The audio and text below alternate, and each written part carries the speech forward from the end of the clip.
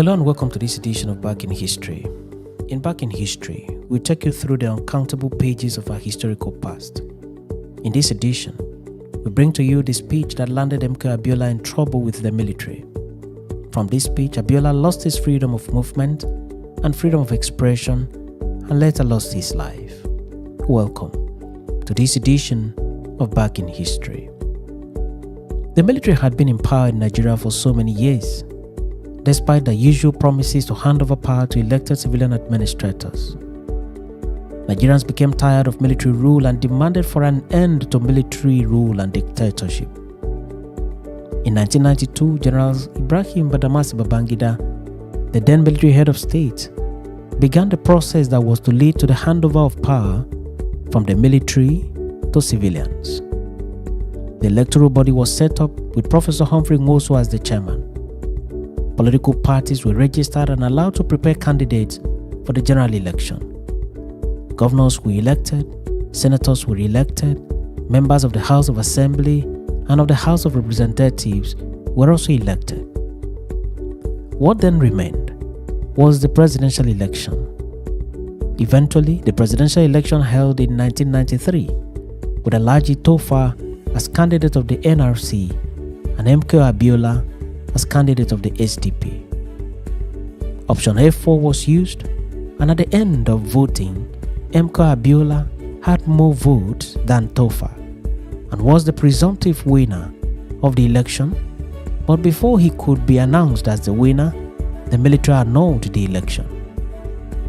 Abiola then began a struggle for the actualization of what he considered to be his rightful mandate.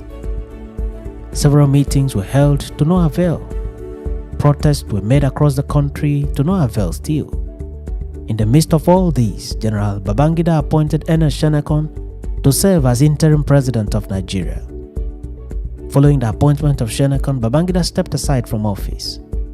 Abiola's election did not even enjoy any further mention by the military. His election was at most a forgotten matter, at least for the military. But Abiola and most of his supporters did not relent. They forged on and took the battle even to the international level. In the midst of these, General Sani Abacha removed Ernest Shenekon in a military coup and made himself the new military head of state. With this development, the situation became more dicey, and Abiola's hope of becoming the president of Nigeria was getting really slim following the emergence of yet another military ruler. Abiola's life came under serious military surveillance, and Abiola's next option was for him to flee the country and settle in exile. Even in exile, Abiola did not relent his efforts. Neither did he abandon his struggle for the presidency of Nigeria. Abiola later returned to Nigeria in what can be described as an audacious move to claim the presidency of Nigeria in actualization of his election mandate. He called for a world press conference in Ekpetedo in Lagos State, Nigeria on June 12, 1994 and announced himself as the president and commander-in-chief of the armed forces and called on Abacha's military government to immediately vacate the presidency and allow the will of the people to prevail. He promised to retire them with full military benefits. He described the military as, quote, politicians in uniform. He also called them thieves and also called them armed robbers who robbed the people of Nigeria in broad daylight. General Abacha, described by many as the real dictator of Nigeria, did not find this funny. He immediately ordered for the arrest of Abiola and had him detained in custody on charges of treason. Here are the highlights of Abiola's speech. People of Nigeria, exactly 1 year ago, you turned out in your millions to vote for me, MKO Abiola, as the President of the Federal Republic of Nigeria. But politicians in uniform who call themselves soldiers but are more devious than any civilian would want to be deprived you of your God-given right to be ruled by the president you had yourselves elected.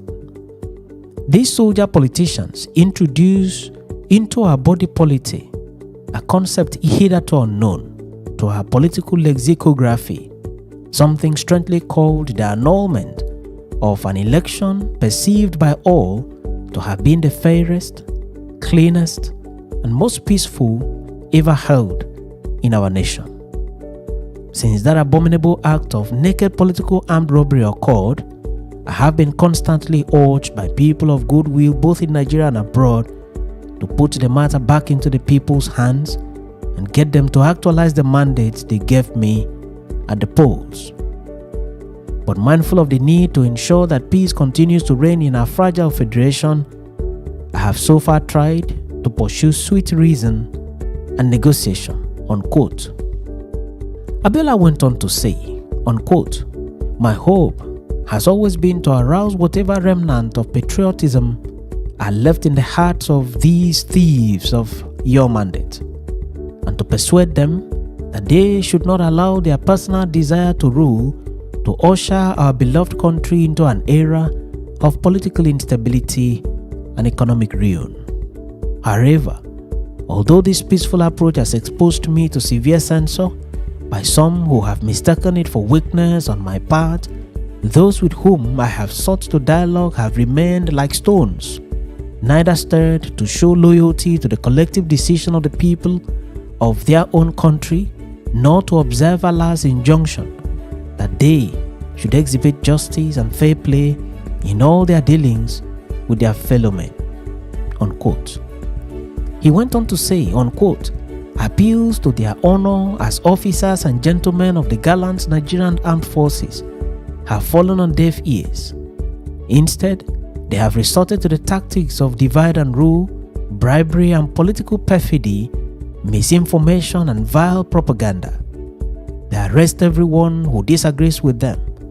How much can we tolerate all this?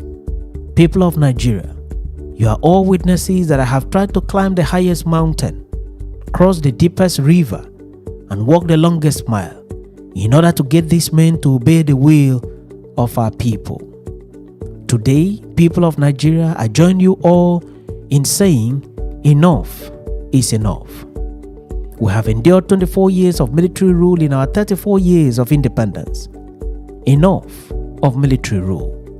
We are sickened to see people who have shown little or no personal achievement, either in building or private businesses or making success of any tangible thing, being placed in charge of the management of our nation's economy by rulers who are not accountable to anyone.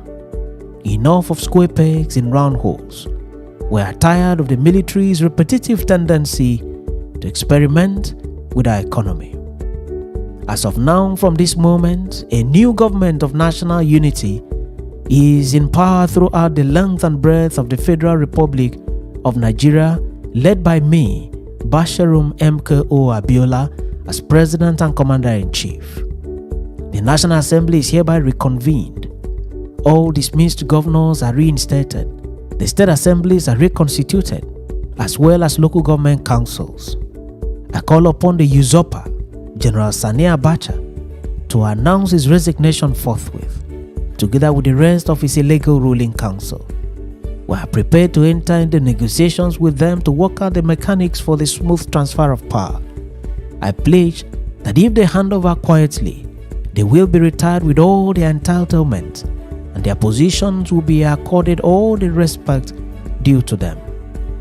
He went on to say, unquote, "I hereby invoke the mandate bestowed upon me by my victory in the said election to call on all members of the armed forces and the police, the civil and public services throughout the Federation of Nigeria to obey only the government of my national unity, that is headed by me, your own elected president.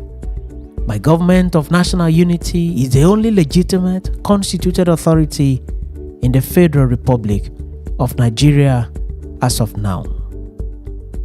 People of Nigeria, our time is now. You are the repository of power in the land. No one can give you power. It is yours. Take it. God bless you all. Long live the Federal Republic of Nigeria. Long live the Government of National Unity, MKO Abiola, Ekpetedo, Lagos State, Nigeria. End of quote. General Sani Abacha literally went mad at Abiola over the words employed in his speech and the audacity to return to Nigeria from exile and make such a speech in the lifetime of a military administration. Abacha ordered for his arrest and detention. He was immediately arrested and detained in solitary confinement for 4 years with only a Bible and a Quran as his companions. It is reported that he was guarded on a daily basis by not less than 14 soldiers at a time. Several calls were made for his release, including the visit to Nigeria by Pope John Paul II, Archbishop Desmond Tutu, and other world leaders, all to no avail. Abacha kept him in custody for good 4 years. It was indeed frustrating for Abiola, who neither actualized his dream of becoming Nigeria's president nor regained his freedom for an unbroken period of 4 years.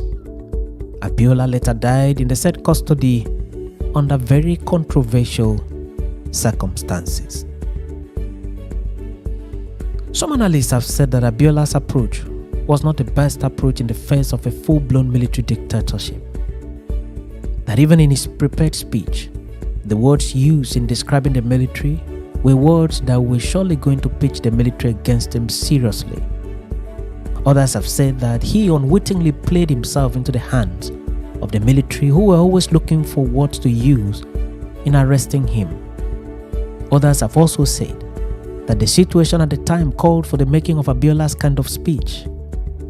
Whatever may be the best analysis of the situation, what remains indisputable is the fact that, following the making of this very speech, MKO Abiola lost his freedom and later paid the supreme price with his life. Many thanks for watching this edition of Back in History, and do remember to subscribe to the channel and follow the channel for regular notifications.